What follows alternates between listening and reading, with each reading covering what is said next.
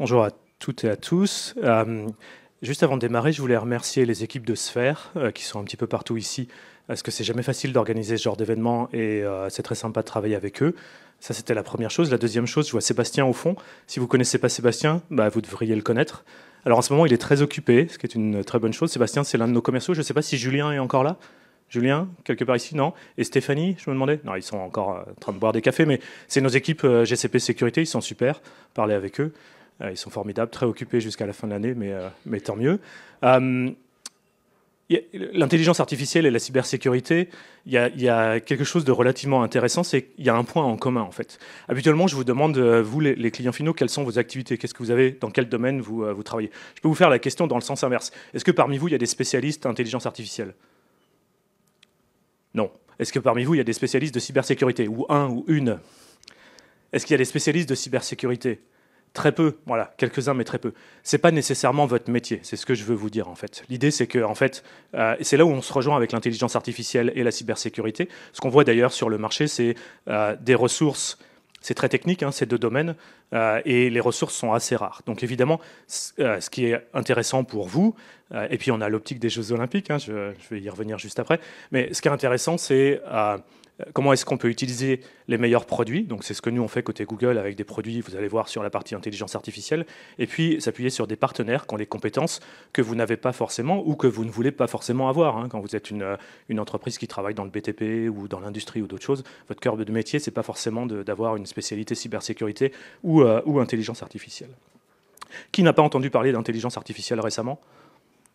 Bon, personne. En fait, on dit intelligence artificielle, mais pour être plus précis, c'est intelligence artificielle générative, donc on va parler de Gen AI, on aurait pu préciser ici, mais on va y revenir. Thibaut n'est plus là, je crois qu'il est parti. Thibaut a dit que pour réussir une présentation, il fallait une bonne citation. Alors, moi je vous ai fait une devise. Est-ce que vous connaissez cette devise? Spirit in motion?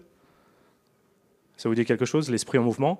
Je cherchais quelque chose qui allie Jeux Olympiques et intelligence artificielle. Je me suis dit que celle-ci était quand même pas mal. Et en plus, ça fait une troisième chose que j'aime beaucoup, c'est que c'est la devise des Jeux paralympiques. Et qu'on oublie souvent les Jeux paralympiques. Et moi, je suis très fan des Jeux paralympiques. Je trouve même que c'est devenu presque plus intéressant que les Jeux olympiques. Je me demande même pourquoi on ne les fait pas en même temps d'ailleurs que les Jeux olympiques. Mais gardez ça en tête, c'est la devise, donc pas Pierre de Coubertin, c'est la version Jeux paralympiques, mais Spirit in Motion. Allez, je ne fais pas de slide, donc je vais rester sur ce slide-là. Vous n'avez pas besoin de le lire parce que vous allez faire la présentation pour moi. Si vous avez déjà utilisé des produits de sécurité de Google, est-ce que vous pouvez lever la main? Alors, ceux qui ne lèvent pas la main, vous pouvez la lever parce qu'en fait, tout le monde a déjà utilisé des produits de sécurité Google. Est-ce que parmi vous pouvez me citer des produits de sécurité que vous connaissez ou que vous avez utilisé des produits de sécurité de Google?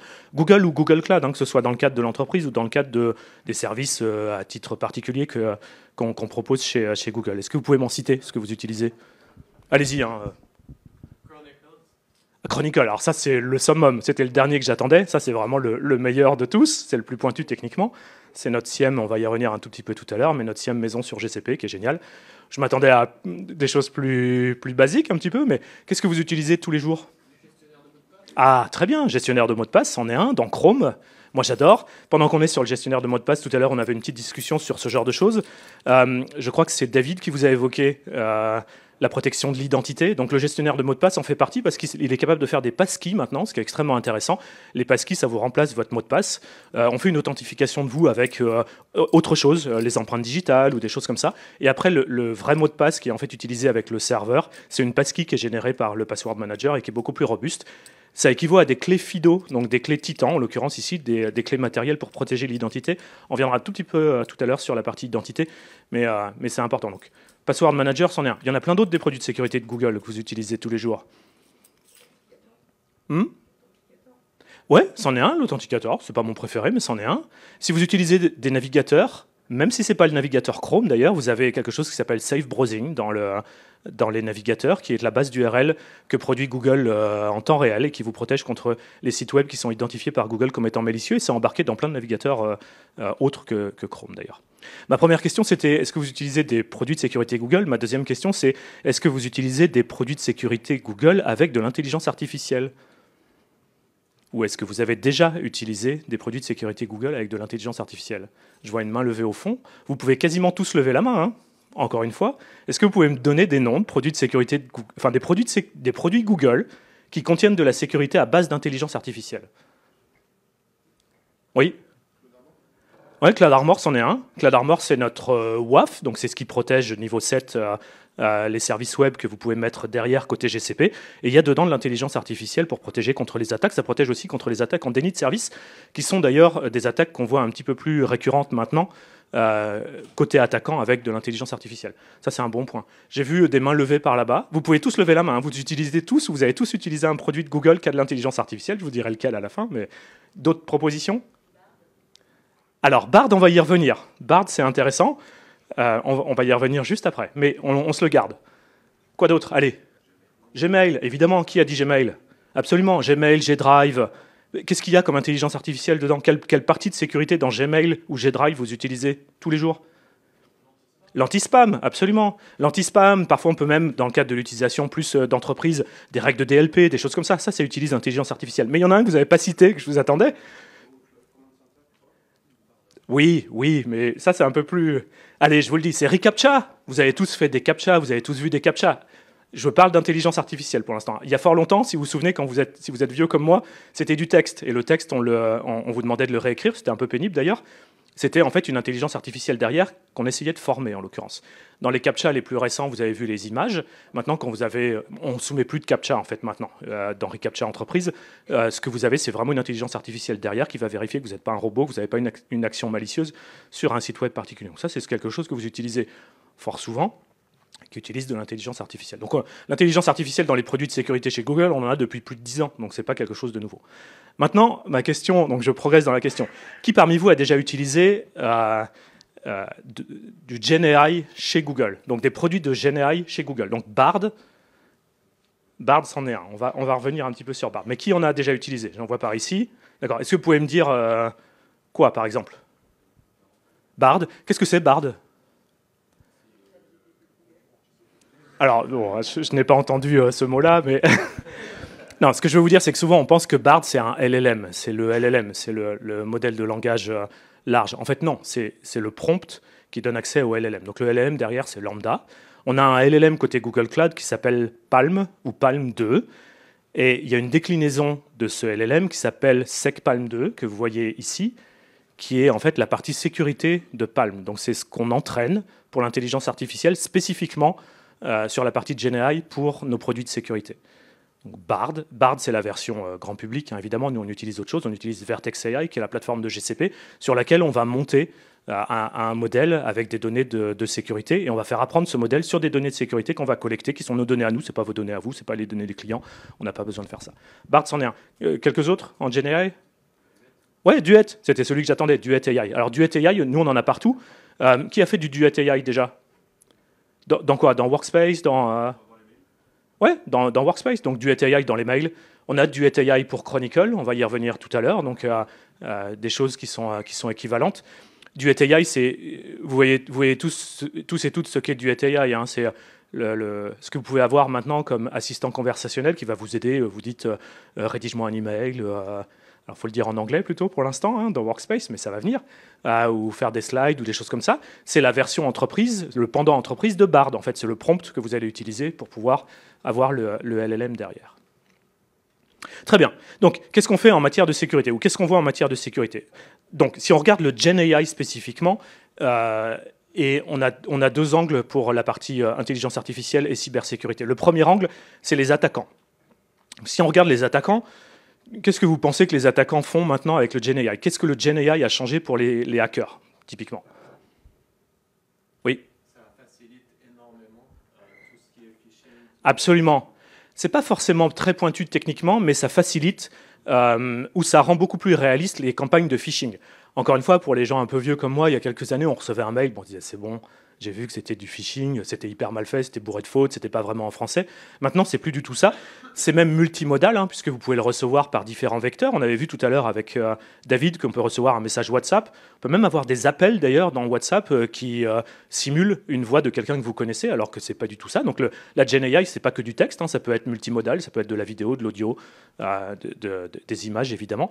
Et donc côté hacker, l'idée c'est les hackers, ils veulent optimiser leur gain. Donc, optimiser le gain, c'est aller le plus vite possible, avoir la surface d'attaque la plus grande possible. Donc, les campagnes de phishing les rendent beaucoup plus réalistes avec du GenAI en général public. Hein, c'est des choses qui peuvent être même gratuites. Donc, générer du texte qui soit beaucoup plus réaliste pour ensuite faire une campagne de phishing, c'est typiquement ce qu'ils utilisent. Donc, phishing, c'est le premier. Le deuxième, on en a parlé un tout petit peu tout à l'heure, on a dit il faut protéger l'identité. Donc, quel est l'usage du GenAI dans l'identité? On vous a dit, hein, le vol d'identité, c'est après le phishing, c'est la deuxième attaque classique. Donc, la partie de GenAI là-dedans, c'est essayer de trouver vos mots de passe, typiquement. Donc, c'est ça ce que le GenAI va faire. On a parlé aussi un petit peu de Cloud Armor tout à l'heure. On voit aussi beaucoup d'attaques en déni de service. Donc vous imaginez bien, si vous êtes impliqué dans les Jeux Olympiques l'année prochaine, une des attaques traditionnelles, c'est d'essayer de faire tomber vos services, donc de cibler l'infrastructure. Donc là aussi, la GenAI, elle est utilisée par les hackers pour pouvoir faire ça. On en a un petit peu d'autres. Hein. Donc dans les trois types d'attaques traditionnelles, dans l'ordre, hein, vous avez le phishing, l'usurpation d'identité et le ransomware. Bon, le ransomware, c'est là depuis très longtemps, c'est relativement classique, ça utilise aussi de l'IA depuis assez longtemps, et en défense, on a aussi de l'IA sur le ransomware. Il y en a quelques autres aussi qu'on a évoqués ce matin. Les configurations cloud, c'est quelque chose qu'on voit assez souvent. Donc vous avez des configurations cloud, et éventuellement, elles sont par défaut ou un peu basiques. Vous avez laissé potentiellement des trous de sécurité dedans. Bah, les hackers, ils vont venir utiliser la GenAI pour pouvoir abuser de ça. On va voir comment on s'en défend d'ailleurs. Et puis le dernier, c'est les API. Donc ils vont venir regarder quelle est votre surface d'attaque du côté des API pour pouvoir essayer d'exploiter ces éléments-là. Ça, les trois premières attaques que je vous ai évoquées, phishing, usurpation d'identité et ransomware, c'est là depuis 20 ans, hein, ça n'a pas changé. Les deux dernières, on les a vues arriver un peu plus récemment, mais pour les trois premières, ça n'a pas changé. Ça, c'est côté attaque. Côté défense, évidemment, nous, on va vouloir utiliser des éléments de GenAI pour nous aider. À quoi ça sert l'IA générative? Qu'est-ce qu'on peut faire avec? Qu'est-ce qu'il y a d'intéressant avec oubliez pas nécessairement qu'en cybersécurité, mais qu'est-ce qu'on fait avec de l'IA générative? Parlez un petit peu plus fort, mais... On génère du contenu, absolument. Absolument. Développez un petit peu. Et je vais développer pour vous, sinon. Mais... Oui, oui. Alors, je vais vous dire ce qu'on génère, nous, comme contenu côté défense. Mais c'en est un. Allez, je vais vous aider un petit peu. On génère du contenu, on fait des résumés, on génère du code, on analyse du code, on fait toutes ces choses-là avec de la GenAI. Donc, réfléchissez, ou visionnez ce qu'on fait avec de la GenAI traditionnelle et appliquez ça en termes de cybersécurité. Et juste en un seul slide, je vais vous dire ce que nous, on fait en matière de cybersécurité chez Google et chez Google Cloud avec ces éléments-là. Et on va passer de gauche à droite, et puis on va parler un petit peu comme ça. Donc, pour faire de la GenAI, il faut un certain nombre de choses. Quand on veut faire de l'IA générative, il faut plusieurs éléments. Est-ce que vous pouvez me citer quelques éléments nécessaires pour être un bon acteur de GenAI? Si possible, en commençant par les couches basses. Mais qu'est-ce qu'il faut? Pour un LLM, par exemple, qu'est-ce qu'il faut? Alors, il faut des données. Il en faut même beaucoup. Beaucoup, c'est combien d'ailleurs, vous savez? Oui, ou en nombre. En combien de millions? Ça chiffre en millions de données? Oui, ça chiffre même en centaines de milliards, si vous regardez les derniers modèles de LLM. Donc pour Bard, c'est Lambda. Pour nous, c'est Palm 2. On parle de centaines de milliards, voire même 500 milliards. Donc c'est de très larges modèles linguistiques. C'est des modèles linguistiques, hein, c'est basé sur de la langue. Donc il faut ça. Qu'est-ce qu'il faut d'autre pour être un bon acteur dans ce monde-là? Il faut la donnée, il faut le matériel déjà. Donc il faut commencer par le matériel. Il faut les GPU, TPU, ce que vous voulez, mais il faut le matériel pour pouvoir le faire. D'ailleurs, si vous avez, parmi vous, quelqu'un a des Pixel, des téléphones Pixel, les Pixel 8, ils sont optimisés pour l'IA. Les Chromebooks sont aussi optimisés pour l'IA ou des choses comme ça. Donc on voit l'IA descendre au niveau matériel jusqu'au niveau des téléphones. Donc il faut du matériel, il faut des données, il faut des modèles, qui sont open source ou qui ne sont pas open source d'ailleurs, et il faut des compétences. Les compétences, elles sont réparties d'ailleurs, elles sont réparties... Donc Google est l'un des rares acteurs dans le monde qui possède tout ça, évidemment. En propre, hein, c'est nos propres matériels, nos propres données, ce n'est pas vos données, ce n'est pas les données des clients, c'est nos propres données à nous qu'on utilise pour former nos modèles. On s'appelle Google, donc c'est relativement facile pour nous d'avoir des données, c'est quand même le but principal de l'entreprise, et on va venir former nos modèles sur ces données-là. Je vous l'ai dit tout à l'heure, dans le cadre de Google Cloud, la plateforme qu'on utilise, c'est Vertex AI. et toute la suite d'assistants qu'on utilise, c'est Duet AI. Donc vous allez voir des déclinaisons de Duet AI dans tous les produits. Donc Vertex AI, c'est la plateforme qu'on utilise. Le modèle qu'on utilise en matière de sécurité, c'est SecPalm 2. Donc c'est un LLM qui va venir apprendre le langage sécurité, qui est un langage particulier. Vous connaissez une autre déclinaison de Palm 2 ? Med, qui a dit Med ? Quelqu'un a dit Med, non ? Ouais, très bien. Med Palm 2, donc il y a une déclinaison dans le monde de la santé. Donc ce qu'on va faire, c'est on va prendre des données qui sont spécifiques. Donc pour nous, pour SecPalm 2, c'est des données de sécurité, et on va venir faire apprendre le modèle sur ces données de sécurité à large volume. C'est un modèle linguistique à très grand volume. Et nous, on va récupérer des données de plein de nos produits de sécurité. Chez Google, on a plein de produits de sécurité. Ce n'est pas les données des clients, c'est ce que nous, on met dans nos données. Ça peut être nos règles de détection, ça peut être... Il y a plein de choses dans VirusTotal. Par exemple, personne m'a cité tout à l'heure VirusTotal, mais je suis sûr que vous utilisez ou vous avez déjà utilisé ce produit-là. Donc on va venir prendre nos données de sécurité, on va venir former un modèle, un LLM qui s'appelle SecPalm 2, et ensuite on va faire plusieurs choses avec ça. La première chose, c'est qu'on va vous mettre à disponibilité le prompt associé à ça. Donc la même chose que vous avez avec Duet AI dans Workspace, on va vous mettre dans plusieurs de nos produits.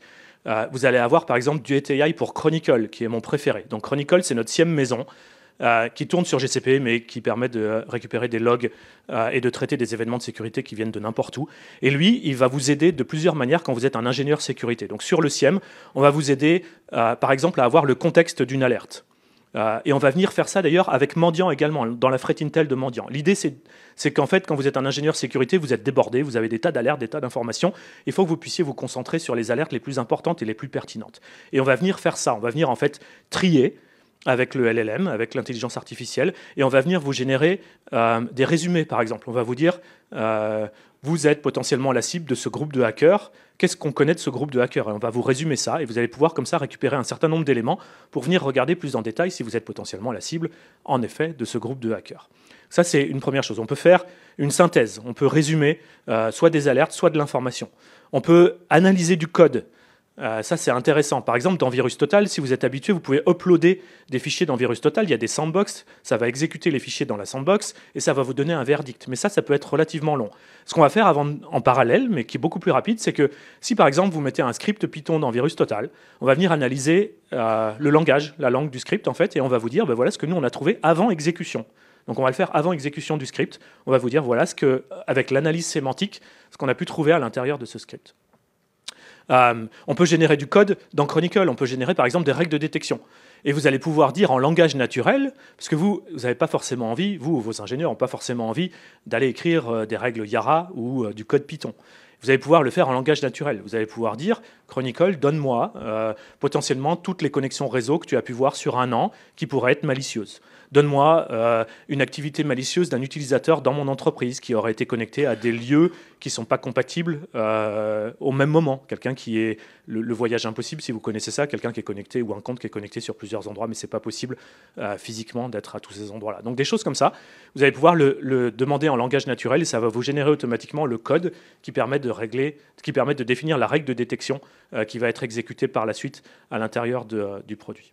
Donc vous avez l'implémentation de ce modèle de sécurité à l'intérieur de nos produits de sécurité, tout comme vous avez du AI à l'intérieur de Workspace, ça marche exactement de la même manière. Que ce soit VirusTotal, Chronicle, Mandiant, Security Command Center qu'on a évoqué tout à l'heure, qui est notre produit de sécurité sur GCP pour vérifier votre posture de sécurité sur GCP, lui aussi va venir vous montrer avec un graphe qui est relativement simple à comprendre ce qui peut se passer au sein de votre environnement pour que vous puissiez prendre une décision assez rapidement. Mais on fait plus que ça. Les modèles, on vous les fournit, vous pouvez les réutiliser et vous pouvez les entraîner dans votre propre contexte à vous, avec vos propres données. Et on ne voit pas vos données. Ça, c'est important, évidemment. Elles restent isolées. Nous, on ne les voit pas. Mais vous allez pouvoir prendre un de nos modèles, les appliquer sur vos données dans votre contexte à vous, en termes de sécurité, mais pas seulement d'ailleurs. Et vous allez pouvoir créer votre Gen AI personnalisé. Vous pouvez même modifier le modèle si vous le souhaitez d'ailleurs. Et puis on fait ça aussi avec des partenaires. Il y a des partenaires qui viennent utiliser les modèles que nous on propose, qui viennent les adapter et qui viennent vous les proposer ensuite. Parce qu'évidemment, encore une fois, ce n'est pas forcément à vous d'avoir cette expertise. L'idée, c'est que ce soit côté partenaires qui viennent vous accompagner là-dessus. Voilà, donc il y a plein de choses, c'est tout résumé ici en fait, vous n'avez même pas besoin de le lire, je viens de vous l'évoquer, mais il y a plein de choses qu'on fait dans ce domaine-là qui sont extrêmement intéressantes. C'est que le début, on est vraiment qu'au début, c'est une super évolution ou révolution comme on n'en a pas eu dans l'informatique et dans la cybersécurité depuis très longtemps, donc c'est relativement excitant. Et il y a plein de choses qui vont arriver, en particulier chez nous, parce qu'on est un acteur prépondérant dans ce domaine-là, et en particulier dans la partie sécurité. Voilà, je voulais vous remercier pour être venu aujourd'hui. Il y a plein d'autres choses dont on pourrait parler. N'hésitez pas à nous contacter, on vous parlera d'éléments beaucoup plus détaillés sur toutes ces solutions-là. Merci beaucoup.